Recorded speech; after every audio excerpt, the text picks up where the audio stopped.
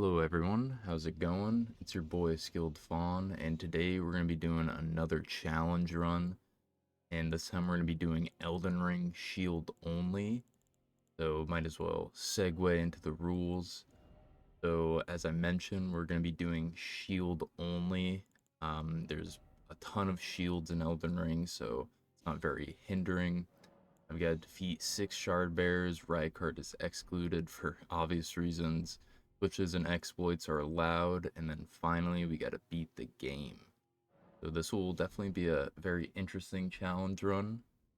But I spawn in and make my way past the grafted scion. Fortunately, I have to take the death tumble. But I make it to the gate front and get Torrent and talk to Melenia. And so pretty much the first thing that I'm going to do is just prep. And so that means deck this medallion. That means, getting the shield parts that I need. I'm going to be grabbing this one shield that does bleed damage, and then another one that actually buffs the weapon slash shield that I'm using. But I also needed some runes, so I figured why not do the Grail cheese. This is such a fun cheese because most of the time, like 90% of the time, he just glitches out when he falls down here. Just goes into flying T-pose Grail. Yeah, we take him out pretty easy. Nothing to really worry about. Get some nice runes as a reward. I make my way down into Nokron slash Noxtella and get the first shield after going up the well and grab the jellyfish shield. So now that I have a bleed weapon slash shield, I can actually take down the big dragon over in Dragon Barrel. Yeah, so even more runes. And then I figured at this point I'm pretty good. I can fight Marget now and start heading off into the bosses. And the good thing about this jellyfish shield is it does 100 physical negation. Very good just for blocking normal attacks if they're not like enhanced at all. But Marget and a lot of bosses do have like some status effect tied to their weapons. Get a huge bleed proc.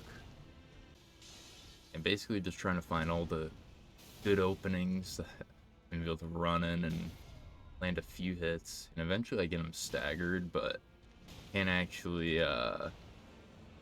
do a riposte with the shield, which makes sense, but yeah, our first boss goes down, Marget.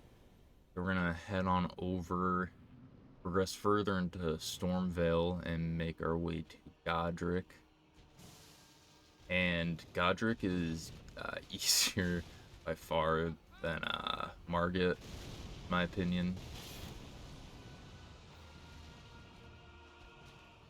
But he definitely has a few moves, like any boss, that can just catch you off guard and kill you.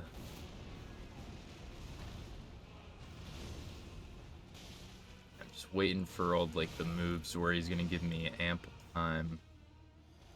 Mostly the one where he's like charging up in the air. That one's the easiest to get some hits in. Just like that. Spamming him. Close to a bleed proc.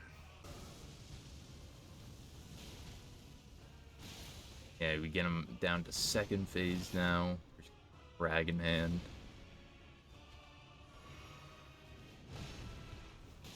And there's only like a few moves you have to really watch out for with the Dragon Head. Mostly just the way that fire behaves in this game. If you ever fight Fire Giant, you'll know what I'm talking about. But But yeah, just like a few more hits left, and he tries grabbing me. He wants to give me a hug, or I say goodbye to him.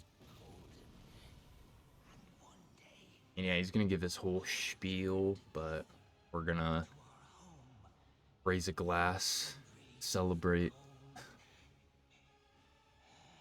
And yeah, so next we're gonna head on to Melenia, and this is where Rennala is, Red Wolf, um, and a few other things like e.g. this is a blacksmith that will be useful later on once I've got um, different shields.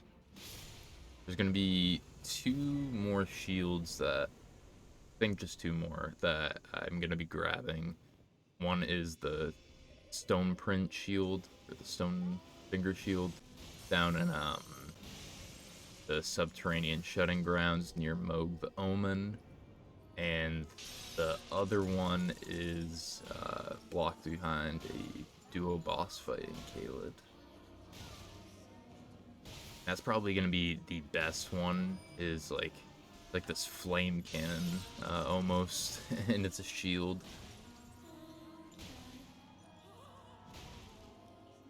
Yeah, the only thing about Rennala that kind of sucked was because my damage was so lacking.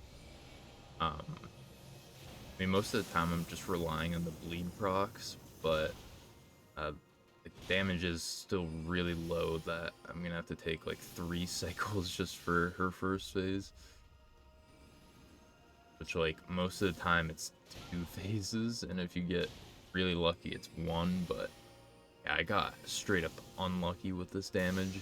I mean, I could have probably upgraded it a bit more. But, you know, it's still very early game, so I don't really need upgrades. Mostly just, you know, the persistence of attacks. Try not to get hit.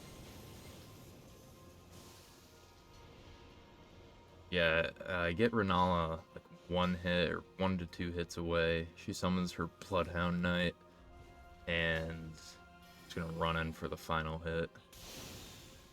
But usually, near the end, she'll always just delay the inevitable.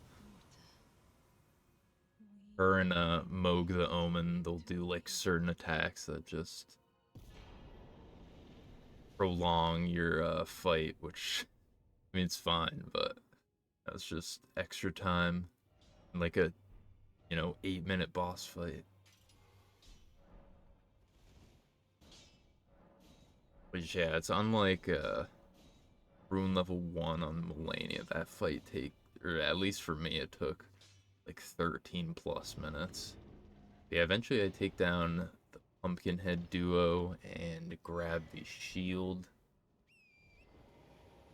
We're gonna head on into Radahn. Now, on some of my challenge runs, I will fight Radahn alone, or I'll use the summons. And I figured in this case, hey, don't have the damage really, just for myself. We'll go a bit easier and just fight Radahn. Most of the other bosses, if not all the other ones, I'm not going to use summons. I guess it's partly a skill issue. I do need to get better at Radahn.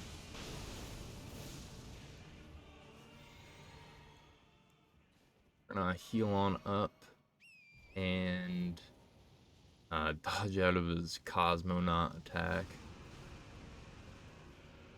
Yuri and Radahn have been great friends since their trip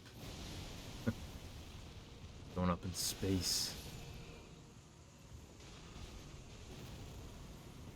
Yeah, we get another great rune boss down. We're gonna head on to EG now. I picked up that shield, as you saw earlier, and now I'm gonna be upgrading it. And yeah, it's gonna be really good. I eventually get it to C scaling in strength, and eventually I'll get it to B scaling. But the one really good thing about this weapon is its fire damage, and There's not too many bosses that have some sort of fire damage. If anything, a lot of bosses have resistance to fire, like Fire Giant or Moog. Um, Pretty sure DTS too. But yeah, there's definitely bosses that it's not gonna work out for. But it's not always just for the fire. Um, it has like really good physical damage, a lot better than probably the bleed shield, or if anything, it may like somewhat equate the damage. Um, Not too sure on that. Yeah, we eventually take ETS down. I could have honestly parried him and done the cheese off the edge with the shield, but it's always fun just fighting bosses normally, if not like a little abnormally at times. It's funny, I've been fighting Commander Nile up in the mountaintops. I've been fighting him legit instead of doing the cheese that I usually do.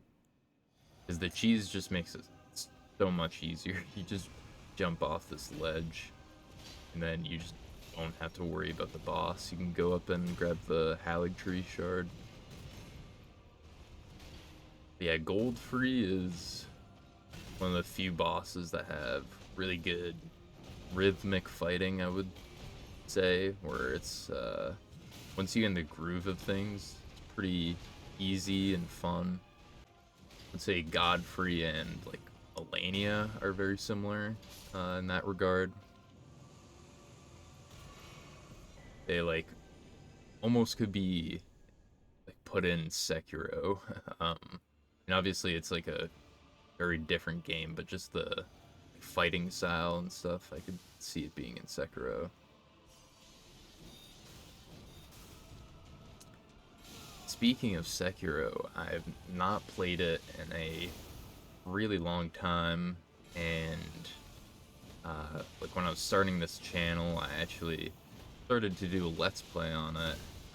Like not a challenge run, just a normal let's play, but I didn't end up finishing it, and I want to get back into Sekiro. I've been spending a lot of time on Elden Ring and Demon Souls and Dark Souls. I want to give the other games a chance.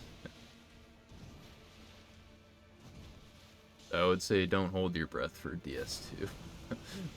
It's probably one of the games I will not play, and if I do, it's going to be one or two challenge runs.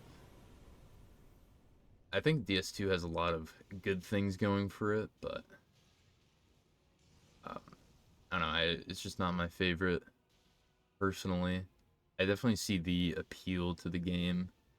I think like the bonfire settings or whatever they're called, such a phenomenal mechanic. I'm surprised it's like not returned at all in any of these games.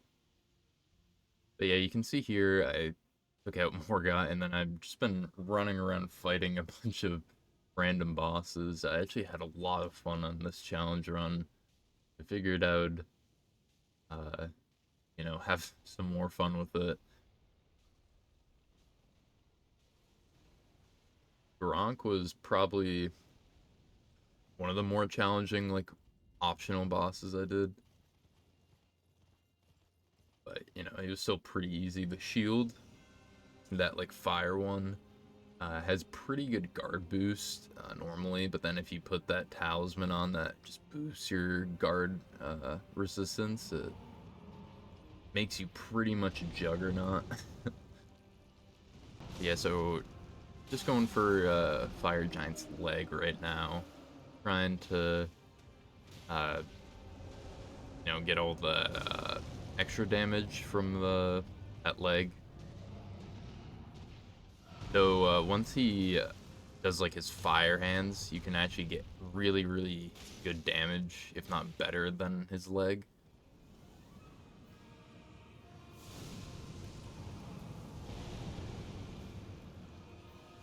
Yeah, this is now one of the problems with Fire Giant, and usually, I don't know, at least for me, just the second phase that is the hardest. A lot of people will say the first phase.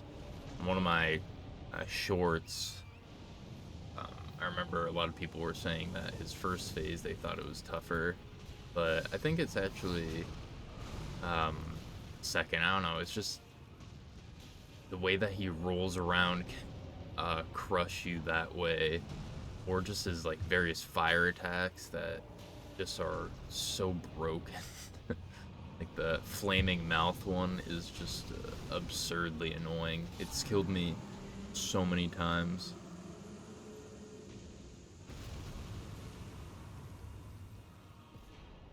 Yeah, actually, speaking of Fire Giant, you'll see another challenge run in the upcoming weeks for Elden Ring. But I fought Fire Giant again, and right as the phase 1 to 2 transition occurred, um, I gotta look more close into it. I don't think I actually got hit or anything, but um, I like got Fire Giant down to second phase, and then I got out of that cutscene and just instantly died. And it's not like I took like this massive hit or anything, from what I can remember at least. But it's always those bosses that are just insanely big and the camera just does not know what to do. I think those are the worst ones. That's why the first few times I got the Fire Giant, I figured out to hate him just because of how annoying he can be. Or at least strongly dislike, I guess is the better term.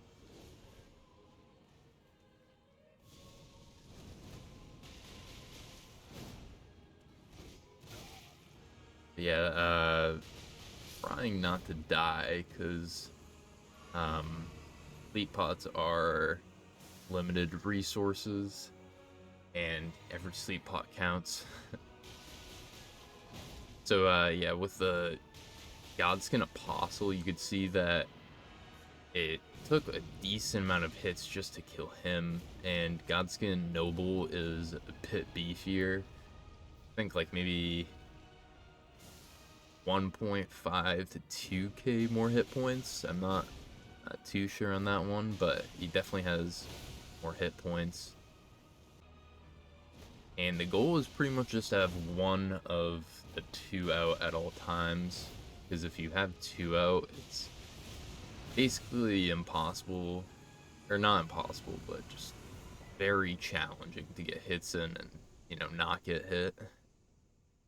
We'll just take the safer route and just beat him down with the sleep pots. We're gonna become the Juggernaut once again. You can see that how much my endurance is getting hit from like when I get hit. I mean, it's definitely not blocking the entire thing, but it is really good. Basically means I can just run in, do my Ash of War, get a few hits in, take a few hits, and it'll be fine. You know, I will still get hit like there. But yeah, for the most part, the first phase went pretty smooth. And then with Malekith, I was having a bit of trouble. I would try and do that flame attack whenever he did that, like, anime Demon Slayer move.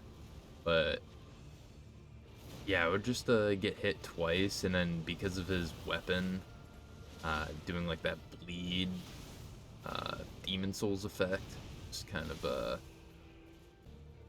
hinders you. So yeah, we're just gonna do charged R2s and very good damage. As long as you're seeing yellow chunks whenever you hit the enemy, that's a-okay.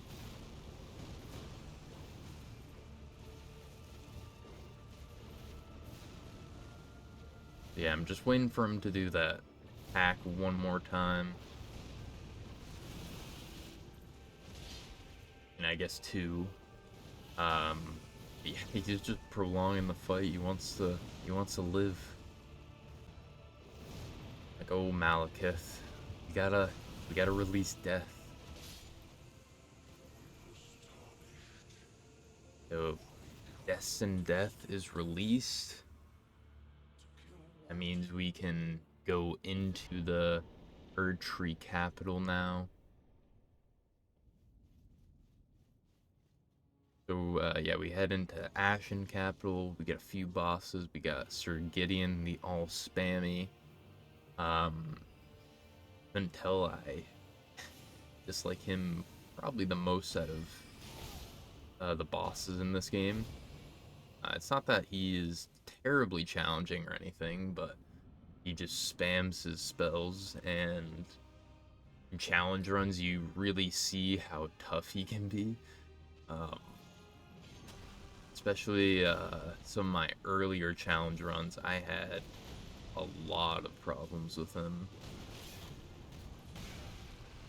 Yeah, this is and like with each boss fight, when I start to fight them, I'm trying to figure out a decent strategy. So I figured with Godfrey, I'm gonna mostly just do the shield riposte like right after you block. Instead of that fire damage, it's just a lot better. Figured we'll go for the stun too, because if I get the stun, then that means I can potentially do the fire attack if I wanted to. If not, I could just, you know, keep winging with the shield. But yeah, you can see how much of a great shield this is. Like, anytime I do get hit when I'm blocking, it's taking like less than 10% of my endurance. Yeah, I do have a ton of stamina, as you can see from my buffs. I've got 3 stamina boosts.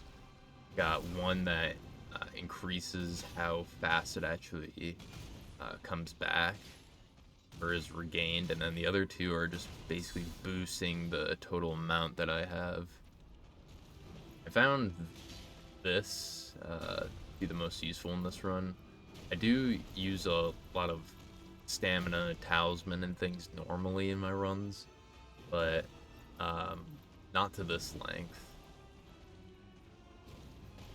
Just because in this one, like, you're using so much of the stamina while you're either, you know, shooting the fire, or you're like, I don't know, rolling around, whatever. It just felt like it was a lot more costly than other challenge runs, so I wanted to boost it. Up next, we got Commander Nile. Now, usually Commander Nile, I like to cheese. I think he's just an annoying hindrance. I mean, he's not really all that tough, but he can just be, you know, time.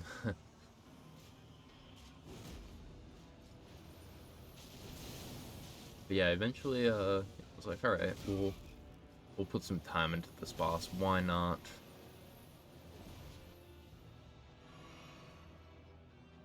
Just mostly he's got like the few attacks that can be quite devastating if you're not looking out for them. Like this one attack where he just uses this flash beat and just zips across. But like right after that one, he will like staggered for at least 5 seconds. Quite nice.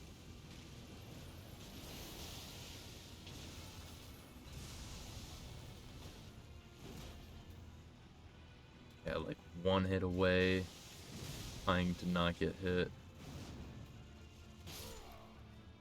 And yeah, Nile goes down. Very, very easy. Get his weapon. And we grab the Hallig Tree part. I previously grabbed the other medallion half when I was going for Godskin Duo.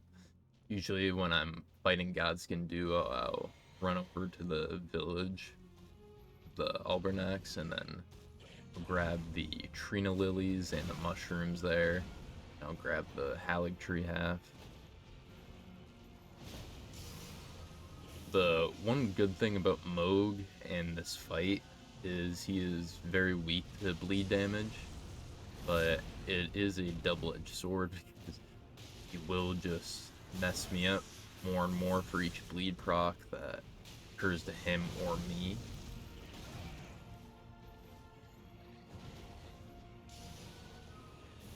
Like I mentioned with status effects, it definitely makes the run a bit harder, especially if I'm blocking, because all that damage is going to go through my shield. And especially with Moog, where he does bleed, and I think it's just fire. So.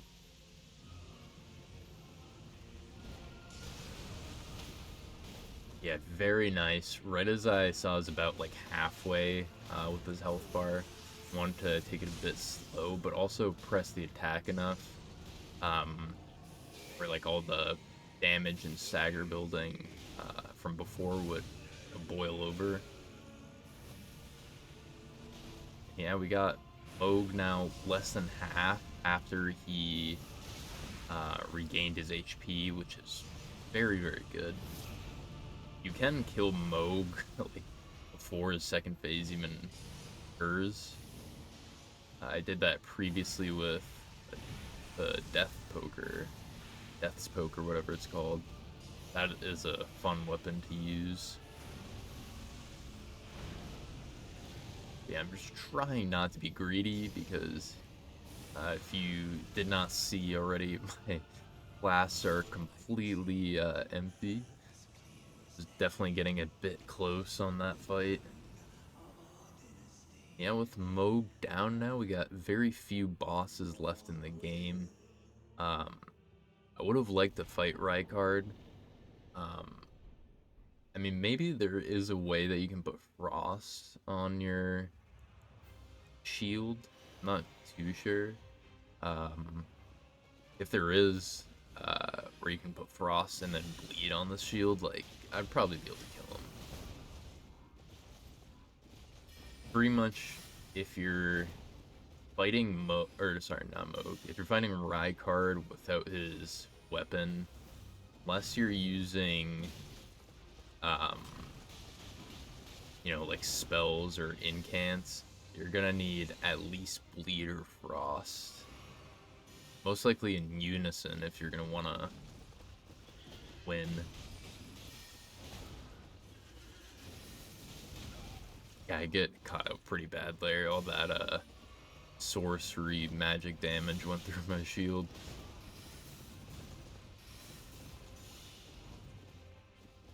Yeah, Rykard, the big problem with him is if you're, you know, doing a melee build, you gotta get up close and you're constantly taking fire damage.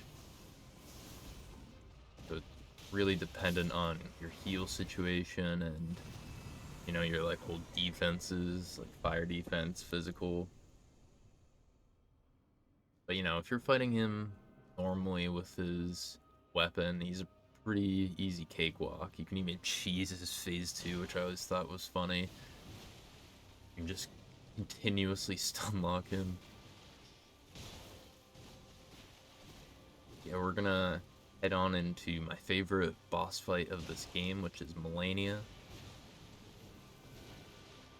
And most of the time, her fight is pretty simple. It's just rolling away, and then she'll do certain attacks, or she won't do attacks, and you just run in, and you get a quick swipe, run away.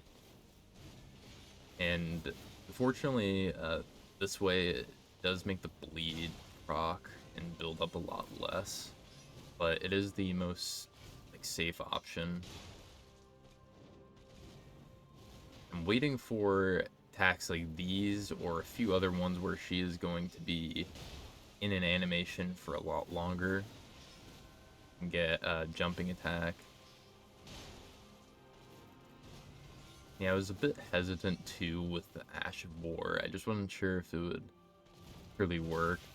And I know that every time she hits, she'll just heal Figured it would just not be worthwhile.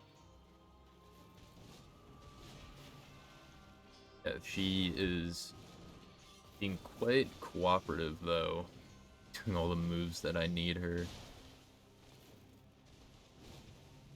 And we are about near that point where she's going to be doing the waterfowl attack. Once she gets to about like a third to like half health, you'll queue up her attack. And sometimes it won't be like right away. Sometimes she'll like deceive you and do another attack and then go straight into it. It's happened to me a few times where I'm like basically standing under her where when she does it, I'm like, ah, okay.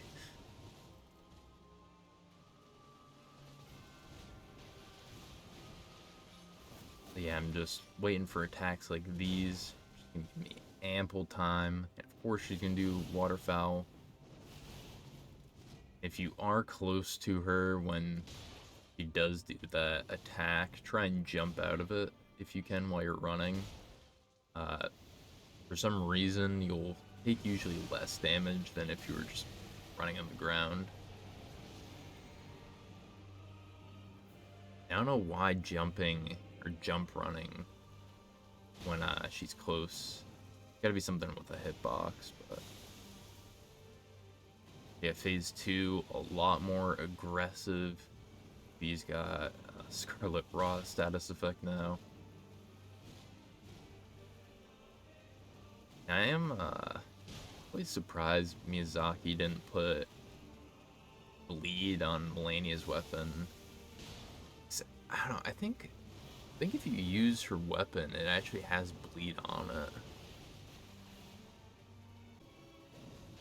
But I don't know, I could be wrong. It has been a while since I've used it.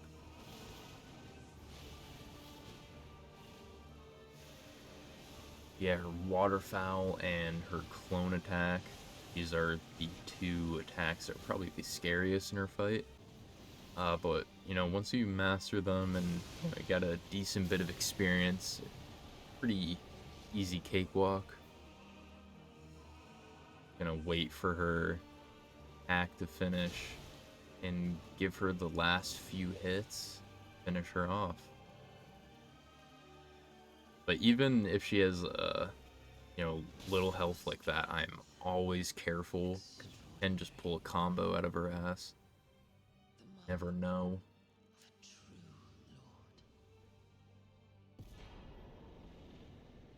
Yeah, Melenia goes down. That means we got Radahn and Elden Beast left, and not a whole bunch else. Pretty much, yeah, just Radahn and Elden Beast. I think I did fight like a few more bosses just for like some items in case I would need them.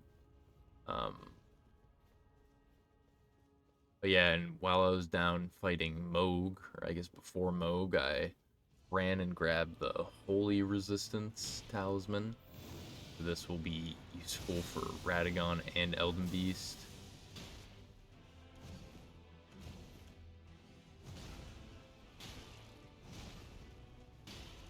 Yeah, I wasn't too sure like what shield to use because I could use the jellyfish in the bleed shield, but I obviously won't be able to bleed either boss.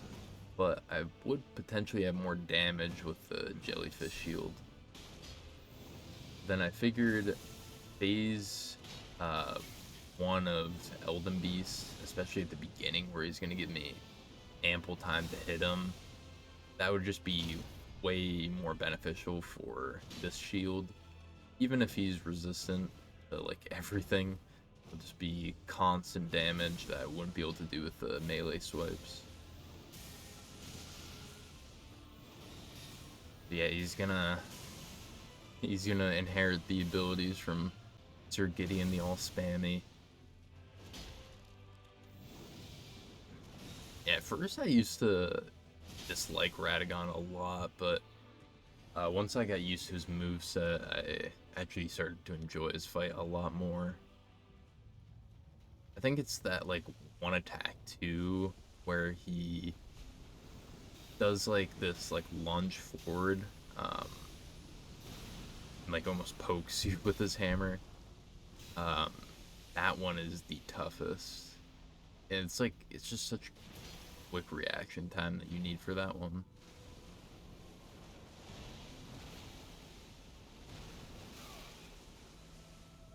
And potentially not a half bad idea for Elden Beast would be um, putting on that mixed flask part where I will get infinite FP and then do the one where I break the enemy's stance more. I think that would be way better. It might potentially give me like, I don't know, or it might like sequence break him. Because fortunately once you get to like a third and half and then 2/3 health, he's got like you know, these things locked in. But yeah, eventually at halfway I do get him staggered. I can't obviously riposte him or anything like that, but I can just get really, really good damage in. You know, it's nothing like Comet Azor, unfortunately, but you know, it'll do. It's our mini cannon.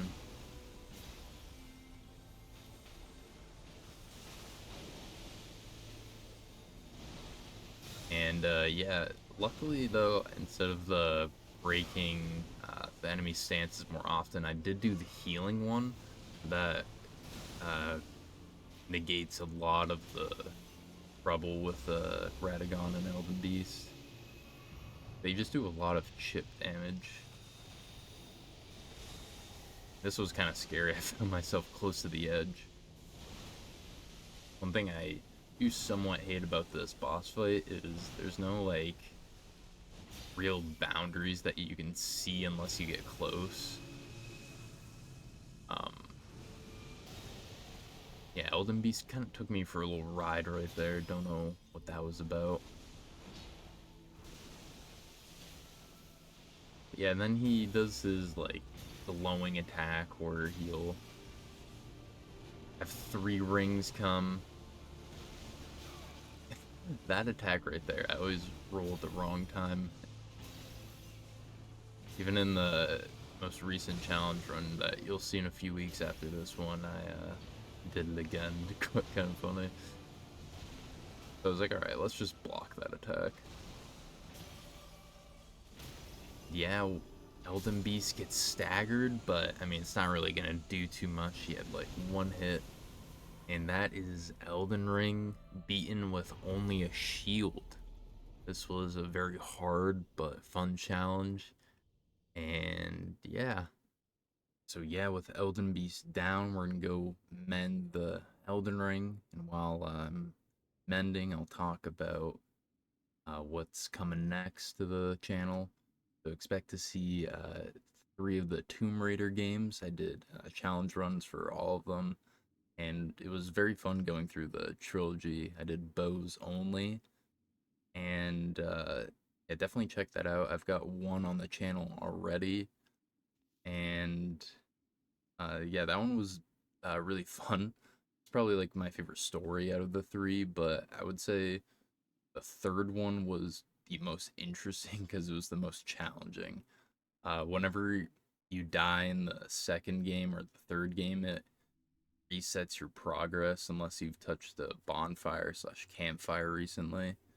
So there was a lot of times where I'd spend a decent chunk of time and then die to some like really stupid reason, or it could have been, you know, me too, sometimes, but the mechanics of the game are a bit funky, almost like Assassin's Creed when you're, you know, wall climbing and stuff like that. Um, so yeah, check that out. That's Shadows of the Tomb Raider, very fun game. Um, and I've also got a Toy Soldiers Cold War challenge coming. This is an old game I used to play with my dad actually on the 360 back in the day, and you play as either the American or the or well, I guess there's like 3 campaigns for it. There's the American, and then the Russian, and then another American one, but you're in Vietnam, which is pretty cool. And it basically takes like a whole like battle scenario, and you're like the commander of it, so you get to place turrets, you get to, you know, use like different like helicopters, tanks, and stuff like that. And yeah, it was quite a treat going back and playing it after all these years. I had a lot of fun with it. And yeah, lastly is going to be another Elden Ring challenge. Going to be a fist only, or a fist weapon only run. So yeah, expect that if you like the Elden Ring stuff. I like to, or now I'm trying to slightly broaden my game horizon, but thank you guys for tuning in. I hope you enjoyed the video. Please like and subscribe and comment below. Take care. Guild Fawn out.